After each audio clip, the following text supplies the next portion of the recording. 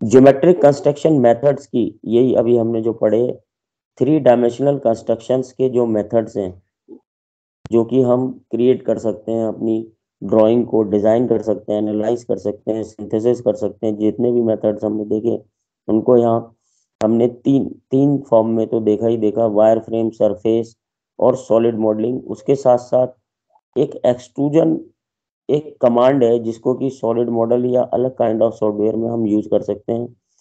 उनको हमें समझने की कोशिश करनी है कि ये कमांड्स कैसे काम करती हैं। उसके अलावा sweeping, feature modelling, lofting, tweaking, what are these features and how they works, these we will understand in details.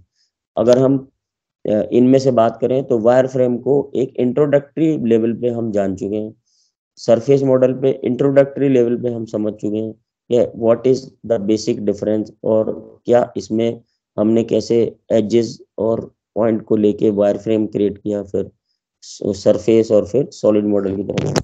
बाकी इन कमांड्स का extrusion, sweeping, feature modelling, lofting, tweaking, number wise हम आगे एनालाइज करेंगे। Now further elaboration of wire frame modelling, basic form में हम उसको समझ चुके। अब उसमें कौन कौन सी कमांड्स हैं जो कि इस इस बेसिस पे क्रिएटेड सॉफ्टवेयर में हम जनरेट करते हैं। कौन कौन से उसके प्रिमिटिव्स हैं। प्रिमिटिव्स मीन्स बेसिक शेप्स जिनको कि हम यूज करते हैं एक कॉम्प्लेक्स शेप बनाने में। इसकी बेसिक आइडेंटिटी, बेसिक एंटाइटी क्या क्या है जो वायर फ्रेम मॉडल के क्या कहते हैं सॉफ्टवेयर्स में काम कर रही होंगी। So wireframe modeling uses geometry's primitives for the construction of models. The geometric primitives are point, line, arc and circle. So wireframe models में हमारे जो ज्योमेट्रिक प्रिमिटिव्स हैं, यानी कि किसी कॉम्प्लेक्स शेप को बनाने के लिए जो बेसिक आइडेंटिटी एंटाइटीज यूज होती हैं वायरफ्रेम मॉडलिंग में, वो हमारी प्रिमिटिव्स कहलाती हैं।